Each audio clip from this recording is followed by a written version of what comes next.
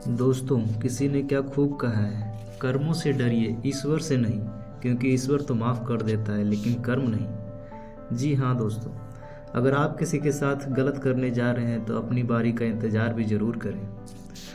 ओम शांति। नमस्कार दोस्तों, आपका इस चैनल पे स्वागत है। और आज मैं आपको ऐसे ही कर्म पे आधारित एक बहुत ही ज़बरदस्त स्टोरी सुनाने जा रहा हूँ। एक समय की बात है, एक बार लक्ष्मी और नारायण जी इस धरा पे घूमने आए। कुछ समय घूमकर वो विश्राम के लिए एक बगीचे में जाकर बैठे। नारायण जी आंखें बंद कर लेट गए और लक्ष्मी जी बैठकर आसपास के नज़ारे देखने लगी। थोड़ी देर बाद उन्होंने देखा कि एक व्यक्ति शराब के नशे में धुत गाना गाते जा रहा था। उस व्यक्ति को अचानक ठोकर लगती है और वो पत्थर को लात मारने लगता है और अपशब्द बोलने लगता है। ये देख लक्ष्मी जी को बहुत बुरा लगा, लेकिन अचानक उस व्यक्ति की ठोकरे से पत्थर हट जाता है और वहाँ एक पोटली निकली। उस शराबी व्यक्ति ने उस पोटली को उठाया और देखा तो उसमें हीरे जवाहरात भरे थे।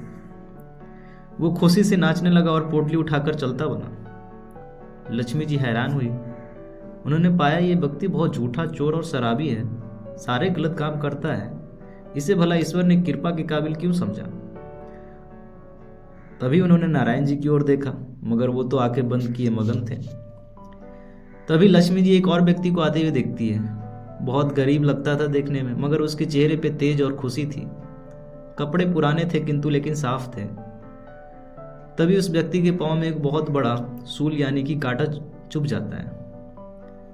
उससे खून के फव्वारे निकल पड़ते हैं। उसने हिम्मत कर उस कांटे को निकाला, पांव में गमछा बांधा और प्रभु को हाथ जोड़कर धन्यवाद करते हुए लंगड़ाता हुआ चल दिया। इतने अच्छे व्यक्ति की ये दशा। ये देख लक्ष्मी जी को रहा नहीं गया। तभी वो नारायण जी की ओर देखते हैं और वो नारायण जी से पूछती है कि हे प्रभु, अपने भक्त के साथ ये भेदभाव क्यों? तो नारायण जी आंखें खोल मुस्कुराते हैं। लक्ष्मी जी ने उस घटना का राज पूछा तो नारायण जी ने जवाब में कहा कि लोग मेरी कार्यशैली पे विश्वास नहीं करते। भगवान किसी को दुख या सुख नहीं देता, वो तो इंसान अपनी करनी से पाता है। यूं समझ लो कि मैं एक अकाउंटेंट हूँ, सिर्फ ये हिसाब रखता हूँ कि किसको किस कर्म के लिए कब, किस जन्म में अपने पाप या पुण्य अनुसार क्या फल मिलेगा। जिस अधर्मी को सोने की पोटली मिली, दरअसल आज उसे एक वक्त पूर्व जन्म के सुकर्मों के लिए पूरा राजभाग मिलना था, मगर उसने इस जन्म में इतने विकर्म किए कि पूरे राज मिलने के वाला खजाना घटकर एक पोटली सोना बस रह गया।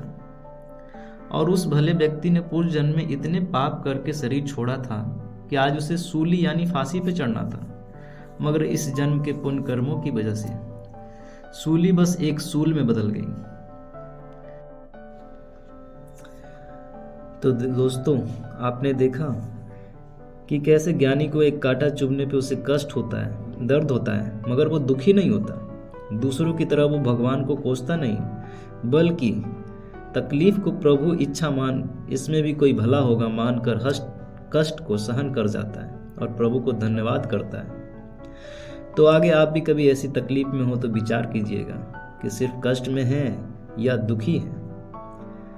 तो दोस्तों, यदि आपने सच्चे दिल से प्रभु पे विश्वास किया है तो आपकी तो आधी सजा वैसे ही माफ़ हो जाती है। बाकी तकलीफ सहने के लिए परमात्मा आपको उसे खुशी खुशी झेलने की हिम्मत और मार्गदर्शन जरूर देते हैं। तो अच्छा दोस्तों, ये कहानी आपको पसंद हुई तो लाइक और शेयर ज़रूर करिएगा। धन्यवाद।